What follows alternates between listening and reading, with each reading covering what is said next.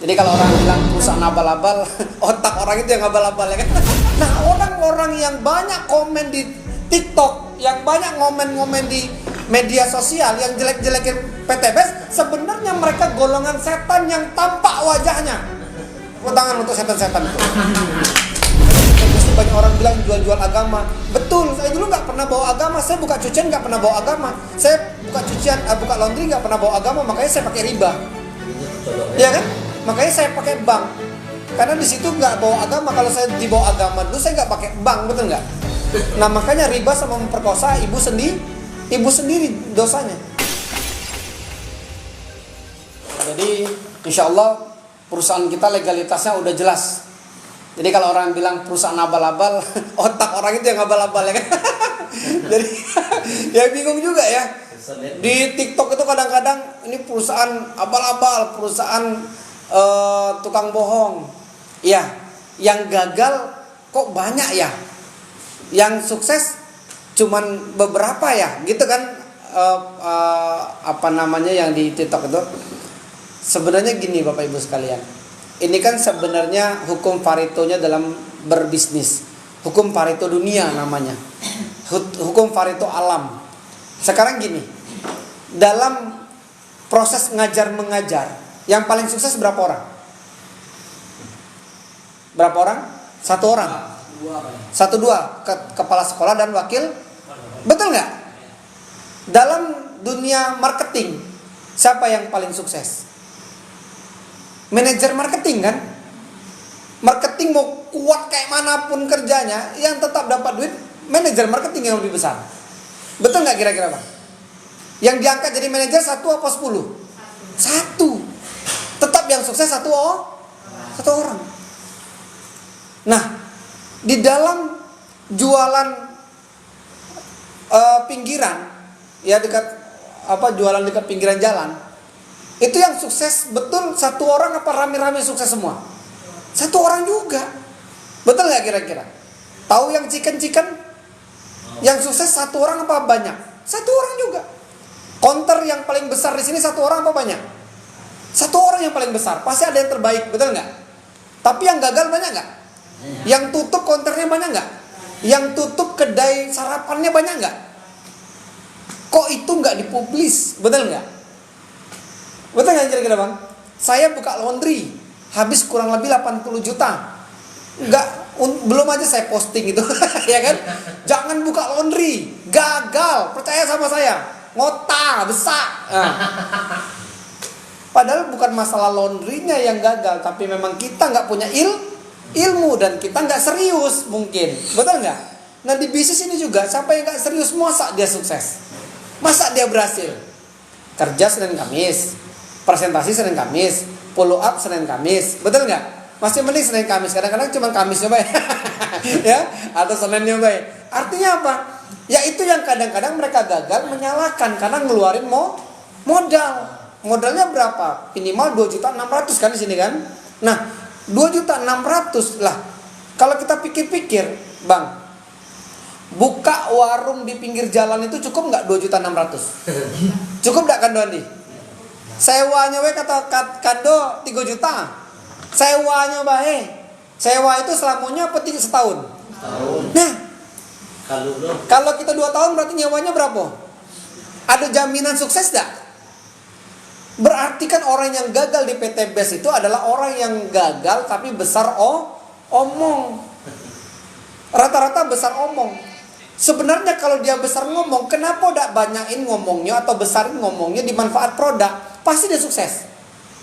Tapi di TikTok hebat bener sampai viewernya tinggi kayak siapa tuh yang anak muda itu? Yang siapa namanya tuh, lagi viral betul jelek-jelekin PT BES. Nah, katanya gagal. Ya kalau misalnya dia tidak sesuai dengan apa yang dimasukkan oleh mentornya dulu, ya dia tinggal nyari mentor yang lebih atas lagi. Betul nggak? Kalau nggak, cari mentor-mentor yang lain yang juga memberikan solusi yang terbaik. Makanya waktu saya ditawari PT BES ini, ada 6 orang yang nawari saya. Tapi saya tengok dulu track record orang ini mahir nggak? Karena saya 15 tahun di MLM. Mentor saya harus lebih hebat daripada saya. Nah Pak Firdaus 20 tahun. Dia rumah, mobil semuanya dari MLM. Ya sudah Pak, saya bawa sama Bapak aja. Dan alhamdulillah memang betul didikan beliau 5,5 bulan saya dapat mobil. Tepuk tangan untuk Pak Firdaus.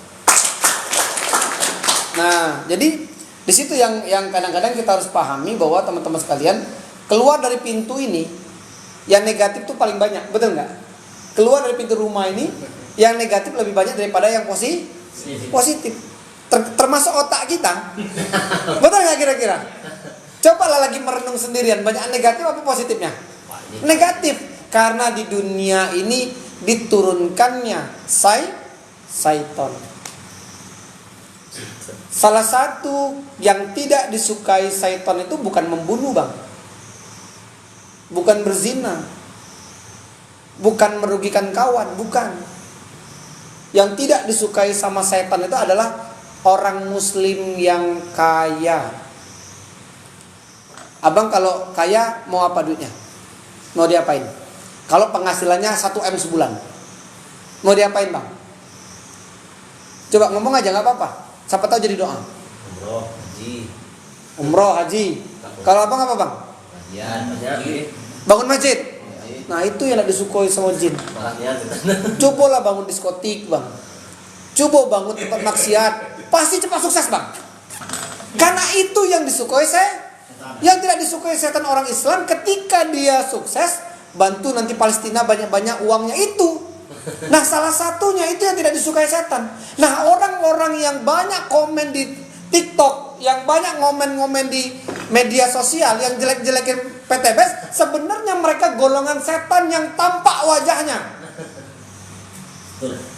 Tepuk tangan untuk setan-setan itu. Sebenarnya seperti itu. Mereka sebenarnya setan, tapi yang nampak wajahnya. Jadi sebenarnya kadang-kadang kita nggak nampak setan, nampak, ada yang nampak di TikTok itu. Karena apa? Kita di sini, alhamdulillah. Ini salah satu testimoni, ya Mas Aang. Mas Aang belum jalankan PTBS, tapi kami ikut namanya program SLC di Jambi. Di situ 3 hari 3 malam kami sholat taubat, ya Bu ini ya. Sholat taubat, sholat hajat, ya, sholat tahajud, ya, sholat apa satu lagi? Ya sholat lah itu, pokoknya. Ya istighozah sebelum subuhnya. Terus kita istighfar ribuan kali, kita istighfar malam itu sampai 3 hari. Coba kalau perusahaan ini nggak beres, ngapain ngajak seperti itu? Dan alhamdulillah testimoninya Bang Aang ya. Konternya gimana Bang Aang? Hasil dari bukan di PTBS ya, di konternya. Ramai. Sampai saat ini Bang. Alhamdulillah masih. Sebelum itu? Sebelumnya jarang kan itu. Tapi yang spesialnya itu habis dari LSI. Itu 2 hari di rumah itu langsung pelanggan itu menggila itu. Sampai kita tuh bingung mau melayani yang mana gitu. Ada aja ya gitu ya. Bukan Masya ada Allah. Sampai ngantri. Masya Allah. Ngantri sampai gitu kan. Luar biasa. Ya, betul. Ya nanti teman-teman nanti boleh testimoni. Kando juga, Bang Andi juga. Saya sangat bahagia sekali karena beliau memutuskan untuk serius sholat juga, rajin saat ini ya kan. Apa namanya? Bang Arjon juga yang udah pernah ikut ya. Bu Kak Rita juga ya. Cuman Kak Rita mungkin waktu itu kejauhan. Ya karena melewati dari Riau ke sini banyak setan.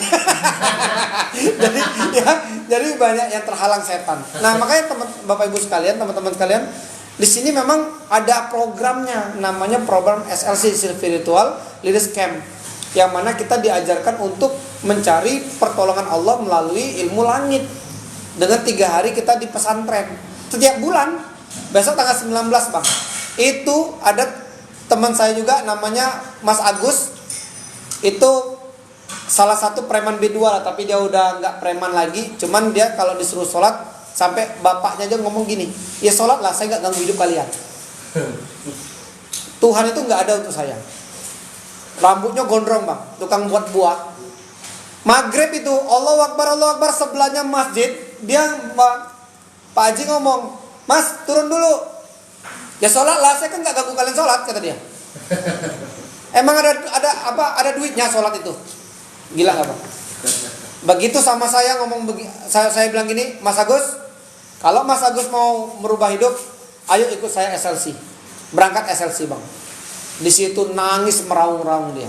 Alhamdulillah sholat subuhnya pun di masjid sampai sekarang. 5 waktu tidak pernah tinggal. Mas Agus B2. Rambutnya potong sekarang pendek, tidak pernah panjang lagi. Itu kalau orang enggak, sampai waktu kami datang, waktu itu belum apa ya, baru mulai dia. Kami datang ke tempat petani. Begitu kami datang, dia ngomong begini sama petani. Apa nih Gus? Pupuk ya? Aku ora lah Gus. Dengar dulu kata dia. Dengar dulu. Jangan banyak cerita. Duduk Pak, jelaskan Pak. Wah, orang yang datang itu orang kayo. Digituin. Kami sama Pak Firdaus, Pak, betinju ini Pak. Jadi memang orangnya garang betul. Dengar dulu Pak kata dia. Gak usah banyak cerita dulu. Kalau nggak mau, udah usah diambil nanti. Ayo Pak, ngomong Pak kata dia. Wow, ngeri saya bilang ini orang. Tapi alhamdulillah plastik 3 dus waktu itu. Nah, makanya Bapak Ibu sekalian, inilah bentuknya dari PTBS ini bukan hanya duit, tapi bisa banyak merubah orang yang tadinya tidak kenal Tuhan jadi kenal Tuhan. Makanya PTBS ini banyak orang bilang jual-jual agama. Betul. Daripada jual dosa, betul nggak Bang? Iya kan? Bawa agama. Saya dulu nggak pernah bawa agama. Saya buka cucian nggak pernah bawa agama. Saya buka buka laundry nggak pernah bawa agama. Makanya saya pakai riba. Iya kan? Makanya saya pakai bank. Karena di situ nggak bawa agama. Kalau saya dibawa agama dulu saya nggak pakai bank, betul nggak? Nah makanya riba sama memperkosa ibu sendiri dosanya. Nah makanya di situ PT BSD alhamdulillah sekali ya. Tadinya utang saya 14 juta per bulan, sekarang udah 6 juta Bang sebulan. Ya masih ada utang juga ya. Tapi alhamdulillah dari PT BES sudah sangat ringan sekali.